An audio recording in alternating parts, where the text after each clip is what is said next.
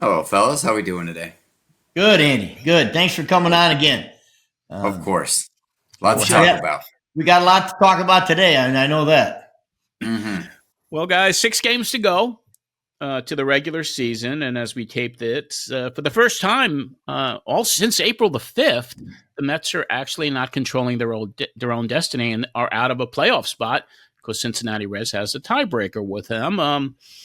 The only question I have to pose to both of you as we're watching what's been happening with this team, especially since June, is what happened? Andy, you can go That's the first. Then question. CCC. Oh boy. I'll try to be as concise as I can, John, but I'm still thinking about this. I'm certainly interested to hear what the former manager has to say here. But I would say, in a nutshell, the run prevention, which is that fancy new term for pitching and defense, they used to be what it was called. But combine those two things. Obviously, we've seen the Mets front office take a number of high risk, high reward risks on pitching acquisitions, whether it's Frankie Montas or um, trade deadline acquisitions, guys with really good stuff that just either been hurt or haven't performed over the course of the season. And then the defense has been pretty consistently poor and really noticeably so over the past weekend, Washington against Washington. And I think that a David Stearns team, if you look at the Milwaukee Brewers, a couple years down the line, the Mets are going to be really athletic, versatile, defensive club. That's the Stearns kind of approach. And he's inherited a lot of personnel that just don't fit that profile yet. So I think we're kind of in an in-between mode with the kind of team that he's going to build. And the defense has just been cost them. I think they'd be in solid playoff position right now with better defense over the course of the season. And then, of course, the inconsistency of some of the star hitters. So I'd say beyond all that, I would say certainly there isn't the chemistry, or as the younger people like to say, the vibes that there's been last year. But I don't think it's so bad that that wouldn't improve with winning. Sometimes it's a chicken and egg thing, right? Chemistry and vibes. Certainly, it hasn't been that way this year like it was in that OMG season. Uh, but if they were to go on a magical run, I guess you'd find chemistry through that. So that'd be my least important point, but still something to note. Yeah, Andy, and I think you're absolutely right. Number one, guys, clubhouse situations inside, behind the scenes, it's important, but it's not huge. I mean, we Mhm. can go back years where the Oakland A's were three-time world champions with guys who fought every day in the clubhouse. So that's not an issue. The issue is to go out and play the game correctly. And as you've said, Andy, they're not. The pitching is different today. It's all you got to have a big sweeper, and if you don't Yeah. can't command the sweeper, then you're going to have problems because guys that pump 100-mile-an-hour fastballs right down the middle is still going to get hit. Nobody tries to locate anything anymore. It's how hard can you throw it, and I believe me, and I'm an old time guy, and I will certainly stand up. But as the analytics people will tell you, they have numbers to back them up. Well, I have eyes to back me up, and I watched for 50 years the great pitchers who pitched in this game, who commanded the ball, were the best pitchers in the league, commanded the baseball. And on the offensive side, there were guys who handled the bat, who put the bat on the ball in big situations. And they did, home runs come. Home runs Mhm. happen. And I get that. There are guys, that have great power who are going to hit 30, 40, 45, maybe 50 home runs. I get that. But there's also those same guys who can have a productive out. Hit a Mhm. fly ball that moves a runner to third base, or hit a fly ball that is a sacrifice, or when the infield's back and they're giving you a run from third base early in the game, with one out, where they're still trying to hit the ball in the air, pop the ball up instead of just taking what the defense gives them. And that was what we used to be taught for years and years and years. And when I watch games, I don't see that. I see guys striking out. I see guys taking, fastballs in two strike counts when you were always taught to hunt a fastball and then adjust to the off speed stuff. Well, that doesn't exist anymore because the numbers will dictate that there's more off speed pitches being thrown than fastballs. So everybody gears up for a breaking ball, and those fastballs on the edges or even on a majority of the plate are being Mhm. taken today. So, I go back and when I watch the games, I look at who plays the game right. There's a lot of games, and yes, I root for the Mets. I'm not, no mistake about it. But I watch a lot of other games where I just watch the game itself to see who's playing it better, who plays the game better. And as you brought up the Milwaukee Brewers, I watched them play, gosh, the hit cutoff men, they're tremendous on the bases. Man, they take extra bases. The Detroit Tigers all summer long, they were the talk of baseball about how many extra bases they took on a gap single that you better get it in because they may take second. Well, now they're not even getting the gap singles, but they got to where they are today because of one phase of the game that sometimes goes unnoticed, and that's base running. Where the Mets, have had a great year stealing bases, tremendous year stealing bases, and I applaud them for doing that. But once in a while, a stinking 2-out single helps you win a game, and you don't have to hit a double. You don't have to hit a 2-run homer. So I have always talked about going back. If you have good players, Andy, John, if you have good players and they go and they execute the way the game is supposed to be played, you're going to come out on top because they have the talent, and talent wins at our level. Yep. Yeah, it was hard. Go ahead, Andy. If you want to make a point, I'll jump in after. No, I'm agreeing with you, and I'm just thinking about you talk about stolen bases. There have been situations where certain Mets have been thrown out at third with no outs, trying to steal. Can't there have have that been things like that. There have been guys not backing on bases lately. There's just been a lot of the little things that you're talking about that we've noticed in Mets games. And by the way, I don't really think that it's an indictment on the manager who knows these things and has attention to detail. And I don't think it's an indictment on the Mets necessarily. You mentioned a few teams, Terry, we both have that play, quote unquote, the right way. But like you said, industry-wide, I think the way player development has gone. You should watch the Yankees this year. This is a team that might well end up in the World Series. And I guess it's a family podcast, so I'm not going to say where their heads have been hidden for most of the season. But, the fundamental baseball's been atrocious. And that's not on Aaron Boone for the most part in that instance. I think the industry is developing players on specific skills, speed, velocity, launch angle, and what have you, rather than like playing the full game. And I think that's what you're noticing, Terry, probably. I agree. And, again, I watch guys and, the other day I saw 2 guys strike out on balls right down the middle where they swung under the baseball. And again, because they're trying to get the ball in the air instead of just putting a good swing on it and making contact. And, as I was watching and I saw that thing, I said, when comes to pitching, everybody talks about all these pitchers will have a different angle for different pitches once in a while. He was dropping down a little bit more into that slider or, he's right over the top. Well, you know what? Hitters, they can make adjustments too.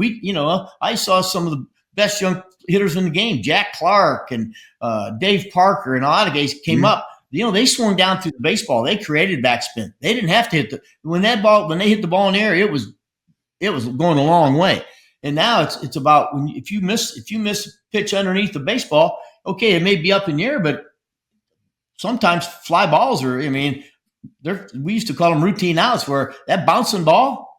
You'd be shocked at how many bouncing balls get through infields or cause errors, cause infielders to make mistakes. So it's been tough, but I do believe this. I do believe they have a good enough team, and I think having today off, having Monday off, they're going to regroup. They got a tough schedule. They're going to Chicago. Andy, it's tough winning in Chicago. Mm-hmm. And then, so it's nice to be going in there. And, boy, if you can come out of there with 2 and then go in and you got to finish off with the Marlins. And again, as we've talked about, you got to beat the teams that aren't as good as you are. You got to beat them up this time of year. Yeah, this weekend against Washington, the fundamentals were bad. Both teams, but the Mets look like they were playing. One of them is supposed to be a last-place team, and one of them is supposed to be a contender, right? So well, that's exactly right. And who would have thought that the Nationals center fielder, Jacob Young, that was amazing, made 2 incredible plays. That the first one I've never seen before, and I don't think anyone ever did. The ball, he catches it bounces out of his glove, it falls, he hits it like what do you call that? Hacky sack it back into his hand, and there's the out. And then the incredible catch, robbing Alvarez of a game-tying home run in the 9th inning. It seemed like the Nationals were playing like they were ready to go into a playoff situation rather than the Mets. The Mets looked tight, and their base running, their errors, Cedric Mullins not taking advantage of that unfortunate incident when the left fielder crashed into the wall and the ball went loose and Terren scored, but he just stood there. And so there was so many other things. And then Lindor hits a line drive which doubles off Mullins then. And so it was just kind of this, it was this frustrating thing. And you don't like to say snake bit a lot, but and even on the broadcast yesterday with Gary, and he said it seems like a team that's playing a little bit snake bit right now. And Terry, with all the teams that you've managed, can that enter the mindset of a team where it's like everything's going wrong? So, what do you do to even uplift their spirits after a loss like yesterday and a loss with the series that just took place? And again, John, I thought about it yesterday when the game was over. And one thing, we go back to the old statement, hey, it's not over till it's over. Okay, so, maybe you had a crappy weekend. Well, guess what? Put it behind you and get ready for the next day. And the Nationals, they got nothing to lose. So they are playing a little looser. They can do some things that, that if they work, help you win a game. Where the Mets have to be very careful. They can't make mistakes right now because they can't keep those mistakes that cost them games really hurt them right now. So there is a little different attitude wise, but you know what? You got, and I think Mendy does a tremendous job of keeping the same personality, the same mind frame every single day. And he's got it today or tomorrow when they get to the ballpark. Hey, let's just start today. Let's start our streak today. Let's go win 6 in a row, and we'll see what happens at the end of the 6 games. And there's no other way to do it because they do have the talent. But go have some fun playing the game and play it the right way. And at the end of the day, if it's not good enough, it's not good enough. You would agree, Andy?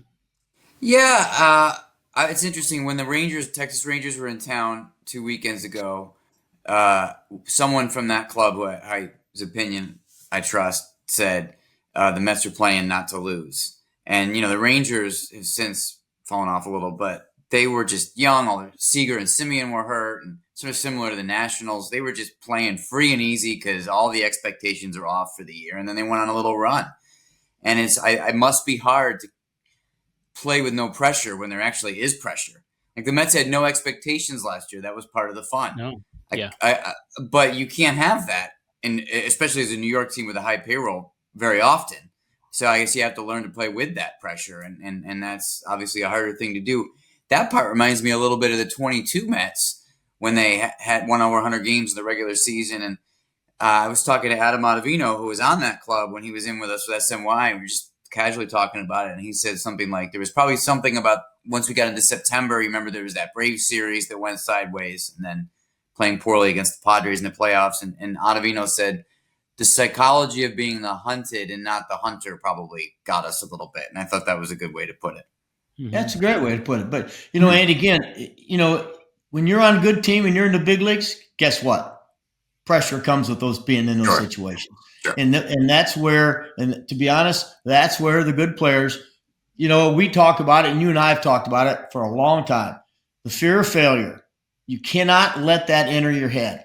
The game is hard to play. You're going to strike out. You're going to make mistakes. It's human nature. The game is not easy to play. But you know what? When you're talented, you just got to go and can't worry about making a mistake.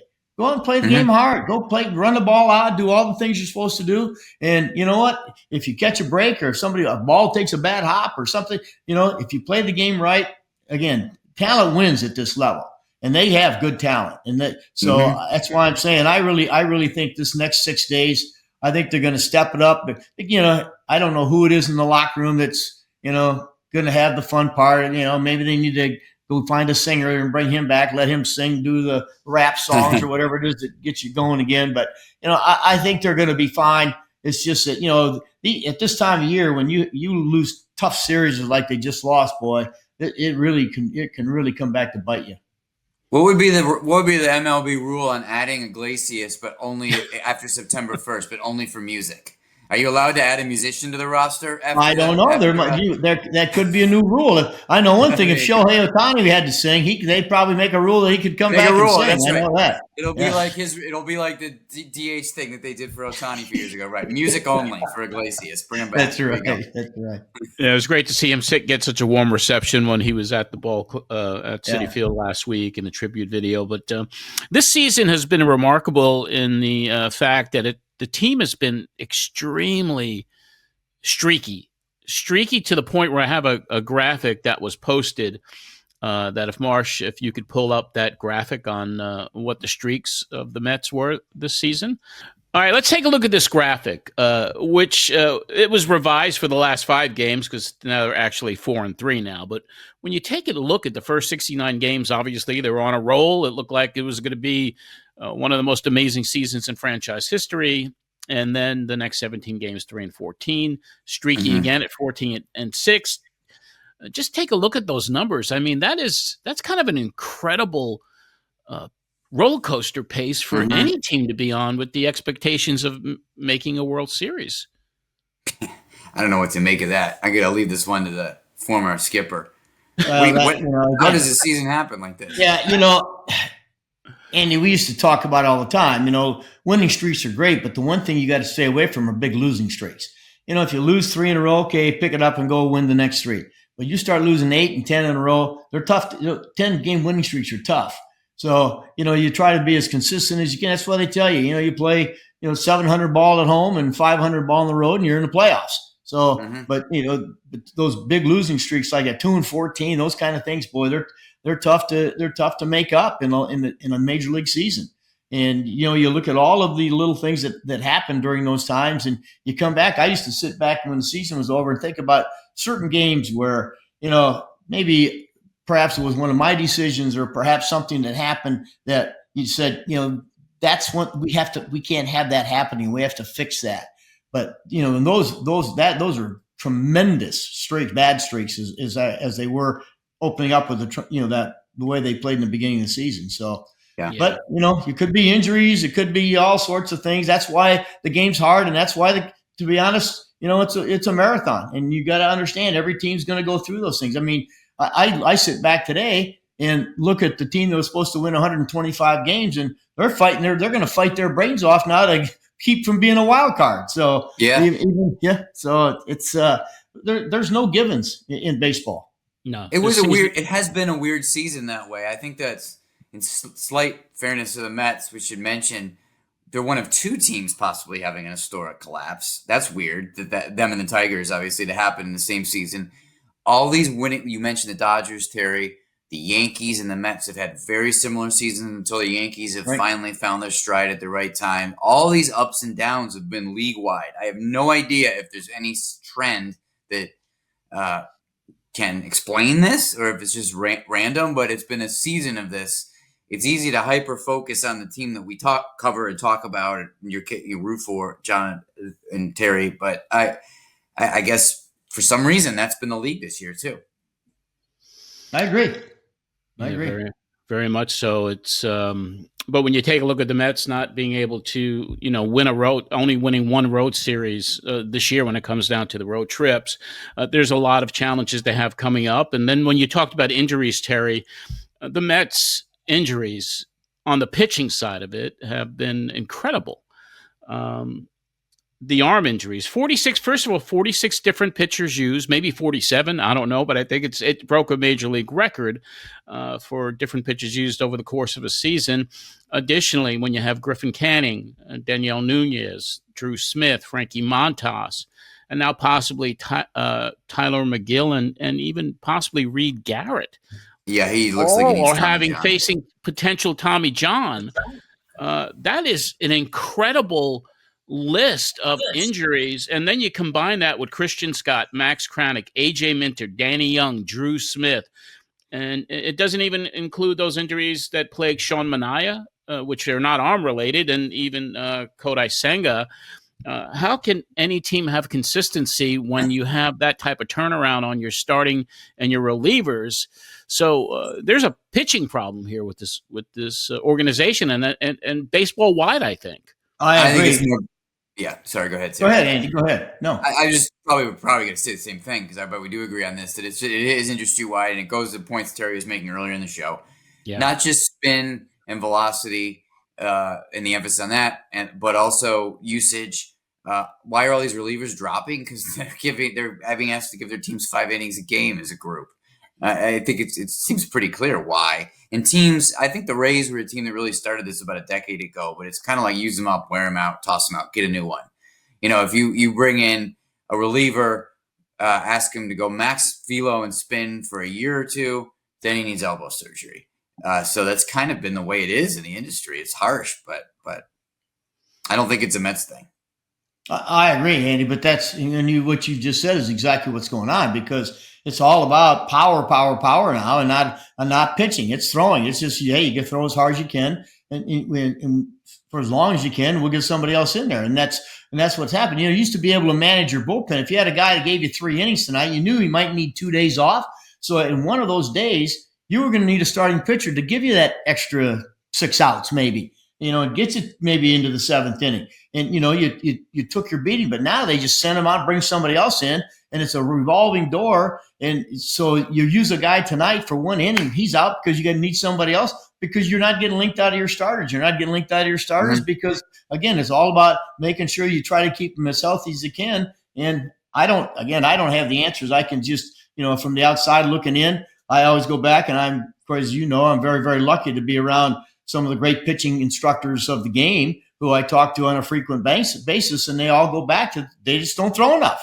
And, and they're all being told these are you're only throwing X amount of pitches. And, there used to be a time if you had a guy who threw 110 pitches, and, you might say, what, I'm going to back him down to 95 this next start. Just to, and he sounds like it's still a lot today, but for them, that was, hey, look, that's a shorter outing. And so you could always protect him. Now, you hope to get 5. And then, like you say, you're going to your bullpen every night for 4 2/3 or 4. And it takes a toll, man. And that's why I feel terrible. I feel bad for the poor guys in those bullpens, because, they want to have big league time too, like all the starters. And, they're just up and down, up and down, up and down. And again, if they go out there and you talk about pressure, how would you like to get called up to the big leagues knowing you're going to pitch tonight? And whether you pitch good or not, you're probably going to get sent down tomorrow. So, so that's a little more pressure. Like, hey, I got to pitch pretty good tonight. Otherwise, I got to get in the car and head back to Syracuse. So, and I think that sometimes it kind of beats the mindset of those guys in that bullpen. I agree with all that. I mean, you look at what happened with Don Hamels. Like, he makes his major league debut with the Mets, and then they DFA him, and Baltimore picks him up. So basically, it's gotten to the point where, and another one of this was Paul Blackburn a couple weeks ago, but there's a list goes on and on. If a guy saves this pitching staff by giving them a lot of length and pitching well, you can guarantee he'll be off the team the next day. Correct. It's an interesting result. I mean, that literally, because that's the way it works. It's like, oh, we can't use this guy for the next 2 days. DFA. That's the way it is now. Like, I remember sounds when like there needs to be a rule change when it comes to that. It sounds like MLB needs to address that. I mean, it's not great for player health and player career service time, all these things. But it's like when Blackburn had that good outing that I'm thinking of, where he gave them some length and I can't remember exactly the whole situation, but that happened. And I remember some fans were like, oh, this is great. Blackburn's getting back on track. He's going to help. And I'm thinking, no. That was the last time he's ever going to pitch for the Mets, because he was good. And sure enough, Well, John, if you remember, they made a rule change a couple of years ago where they limited the number of pitchers you could carry. Yes. So they forced their hand. They forced, you going in the other direction. You can only have this amount. So guess what? That means you got to ship guys out, because you got to keep fresh guys in that bullpen, because your bullpen's the key now, because your starters don't go very far. And so they've created this mess themselves by changing some of the rules. Not that I think it's great to have 15 pitchers, because you possibly can't. But if there's one way, because you look at how many teams, and nowadays it's pretty funny. With the DH in place now, I have never seen guys pinch hit so early in games as they are today. You make it, a pitcher goes 3 innings, you bring in a lefty to face a lefty, and they pinch hit for that guy in the 3rd inning. When and I'm thinking to myself, now, you don't think that at the back end of this bullpen, there's going to be some right-handed pitching that you might need that guy? But that's just the way the game is being played today. And it's, as Andy said, it is baseball wide. It's not just one team. It's not just an organizational thing with the Mets. It is baseball wide. It's all teams. Right. It's happening everywhere. And it really is frustrating to watch this unfold in the way it is, especially with someone like you, Terry, that's been in the game all your life, and you've seen all these changes in evolution, and you must be like, what the heck is going on? It's crazy. It is, John. It is. It is. But let's say the Mets go on a roll this week, which everybody certainly hopes they will. And lo and behold, they make the postseason and they get in there. What do they need to do regarding that pitching staff and who's going to start and what does that look like? Is it tag Mm-hmm. team? Is it their young kids? And then you talk, I'd like to get your opinions on that, but also what do you do at center field during this postseason? Because that's been a glaring problem, I think, all season long. And then what do you do in the third base situation and who deserves to play and who? So I like to get both of your assessments on if they get in, what do you do? You first, Skip. Okay, well, if they get in, John, you have to when you qualify, no matter what day it is, you immediately got to sit down and start figuring about your starting pitching. Okay, and by the way, you can't worry about it being a playoff. If your best pitcher is McLean and your second best pitcher is Tong, they're pitching. Yeah. They're pitching. You've got to be smart enough to analyze your pitching and say, not only that, maybe that because of their time in the minor leagues and that their season was a little shorter and they do things differently, they might still have a number of innings left in them. Where some of your major league guys, who are the veteran guys, who they may be running a little low on fuel right now. So you just got to take a look and analyze your starting pitching. All right. When you talk about platoon situations, when you lived and died a season platooning in 2 or 3 different spots, that's what got you there. The minute you change it, the minute you say, well, okay, at third base, I'm going to go with Brett Baty against left-handed pitching, and because that's he's the one who plays the best defense, and he's the one who's he deserves to be in the lineup. Well, I'll tell you what, when he strikes out against some of those tough left-handers that you're going to face in the playoffs, that's your call. I mean, that's why accountability becomes huge. So I think you still got to go with how you got here, and what do they tell you? You got to dance with the girl, with the person that brung you to the day. That's what for me. That's how you got to approach it. And you know what? If you got to pinch hit in the middle of the game because it's a big situation, then you got to do that. But I don't think you can all of a sudden change the way you want to play the game in the playoffs. Well, you're going to love what I'm about to tell you then, Terry, from what I'm hearing. That basically, let's say they make it. Let's say they make it in time to line up their pitching, and it's not fighting for it on the last day of the season. What I think they would lean toward doing, and these aren't my opinions, these are just sort of what I'm hearing from being around the team, you'd probably see Nolan McLean start game 1, as he should, and then you probably would abandon the concept of a starting pitcher as we know it from there on in the series. And you could argue that fits sort of where the Mets are at, where they have a bunch of starting pitchers who are all either young or older and gassed, or it doesn't. So the pieces are there, but it's tough to make them fit. So if you have a 3-game wildcard series, you'll maybe start. They've been experimenting with it already with Holmes and Minaya with the piggyback. You might see more of that where Peterson becomes part of that or Sproat becomes part of that. They're comfortable with what they've seen from Sproat that he could pitch in the playoffs, start in the playoffs. But starting might mean opening. Starting might mean, one time through the order. So I think they're going to, once you get through a more traditional start with McLean in a game 1, they would just almost go inning to inning with the rest of the staff for the rest of the series is probably the way they would go. Remember, when David Stearns was running the Brewers, they had a playoff game. I think it was an NLCS game against the Dodgers where Wade Miley was the starting pitcher. He threw to one batter, and then Brandon Woodruff came in the first inning. So I think we could see some hijinks like that for sure. So rather than trying to figure out what's the rotation as a reporter, I'm more thinking how are they going to mix and match for entire games? John, you brought up center field. I'll speak to that. I think this is a really interesting position because of Cedric Mullins being the trade deadline guy and not performing. So as we speak today, and by the time listeners hear this podcast, this might be resolved, but they're figuring out if Tyrone Taylor is healthy enough to be activated on Tuesday. And if he is, I don't think it's out of the question you could see Mullins designated for assignment or Jose Siri. You got to choose there. And theoretically, you could take Ronnie Mauricio off the roster and not have to make that decision right now, but you don't need to carry 3 center fielders, obviously. No, I was going to say that. You don't need 3. Right. So that's just an interesting call.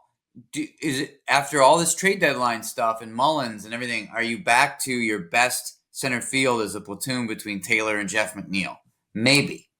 And now's the time for just a gut check, how do we win this week? Not who did we trade for, who did we acquire? I actually think Siri still gives you a lot of upside. He dropped the ball on Friday that got a lot of attention, but he made it to that ball. He's got a lot of range, and he's got some power too.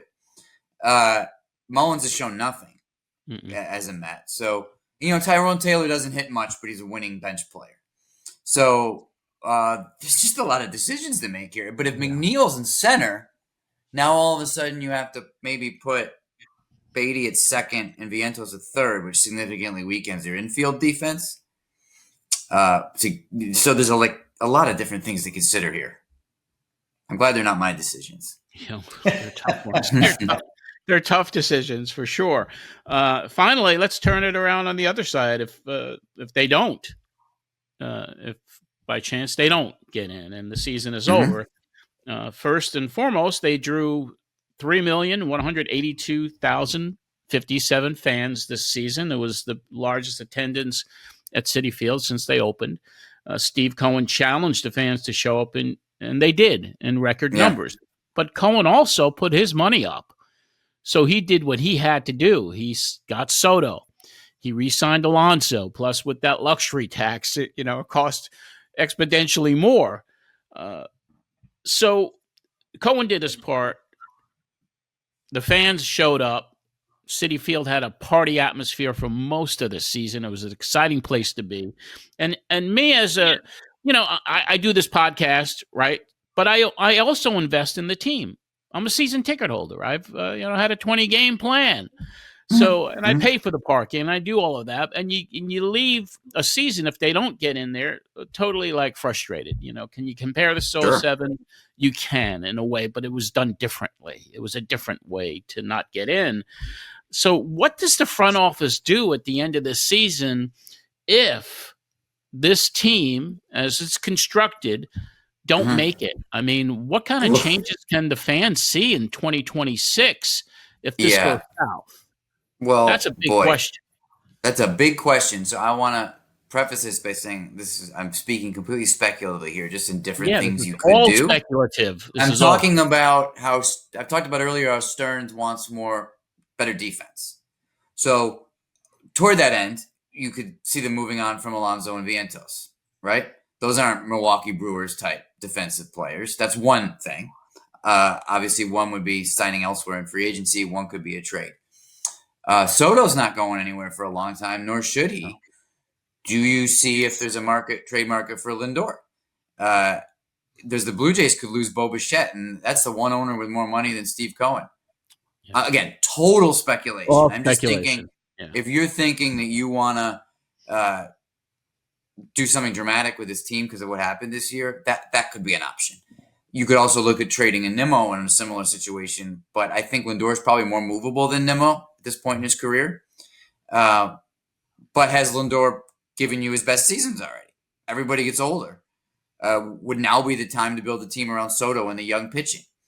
I think these are probably all the questions that they would have to ask themselves, but it's not necessarily that they would do anything dramatic. They might just be able to say, we got a ton of pitching in the pipeline. We saw the future this year, and we're going to stay the course. I could see that too. Yeah, they definitely want to build around pitching and those young arms that they've developed. And then when you look at what's in the minor leagues too, you got some really young prospects down there as well. So, we hope that at the end of the season that things work out for the New York Mets. We hope that every single season. It's been a roller coaster ride this year, but you come back, and if it doesn't work out, you come back next year and you get excited again. So that's one thing about somebody like myself, who next year I'll celebrate 60 years as a Mets fan. So I was a young kid, but I'm always going to be there. You've seen worse than this. That's for sure. I've seen worse. Yeah, but that's the thing. You've seen worse than this, and you get excited and you appreciate. Like last year, I appreciated it. They didn't make the World Series, but I was like, this was a great season. Yeah, it was. And this year is kind of like, you get your heart torn out of you. But then when the season is over, even though you're going to be like, you curse, you yell, you can't believe what you've just seen. But it's like, well, spring training is about 4 months from now, 3 months from now. So, well, I think that's a great attitude as a fan. You have to turn the page because it's in your DNA. Just as it is in Terry's body as a lifer in baseball, and you as a journalist in the game, no matter what happens, you love the game. You hope it's improved with tweaks, and you hope you don't see the disintegration of pitching over the next several years the way it's going now, but you always come back and you always have hope for 2026, regardless of what city you're in and regardless of what team that you root for. So yeah, well said. Yep, I agree with that, John. I think that they're very, very fortunate. They have some good young arms. I mean, I'm sitting here right today saying, my gosh, look what happened when we went with those young guys. They proved themselves that they were worthy of being there and could get the job done. Now that's good. It makes it a little easier to fill in other pieces and use some of the pieces you get to make some other spots better. So that's what for me, that's what the minor leagues are about. And I understand trying to keep the pay under control. I get all that stuff, but I spent a lot of years. I spent over 20 years in the minor leagues, and we knew one thing, and that was we were to get players major league ready, whether they were going to be Dodgers in our organization, or when I was with the Pirates, were they going to be Pirates? We had to get them to be big league players, because you never know what that big league team wants to do with one of these prospects that might get them a piece that gets you over the top.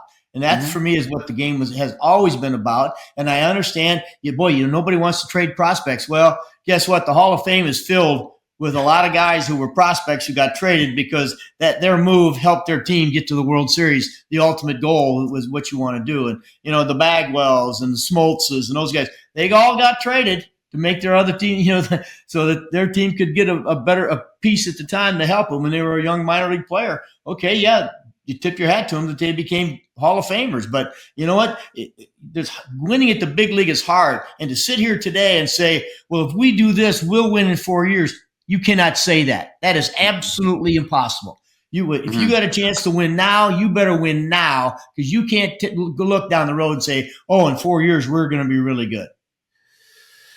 Yeah, that's the way to look at it. And well, guys, I really appreciate Andy you coming on, and I'd like you to let everybody know where they can find you on social media. And I guess the book you're working on right now about the Mets and the Cohen era. Don't remind me. I mean, that's going to be an interesting book. We'll Does it come out in 2026? That's the plan. Let's see what happens this next week. You know what I'm saying? A lot of things riding on this season. In all seriousness, the premise of the book, which I strongly believe, is that the Mets are in good shape now, set up for the future. But we'll certainly might want to evaluate whether people will be in the mood to read that right away, or whether, depending on how this year ends. But 2026 is the plan as of now, John. Okay, awesome, Andy. As always, a pleasure to have you here with us on the Terry Collins Show. Thanks, Andy. Good to see you, guys. Always. Of course. We'll see you guys soon. later. Yep.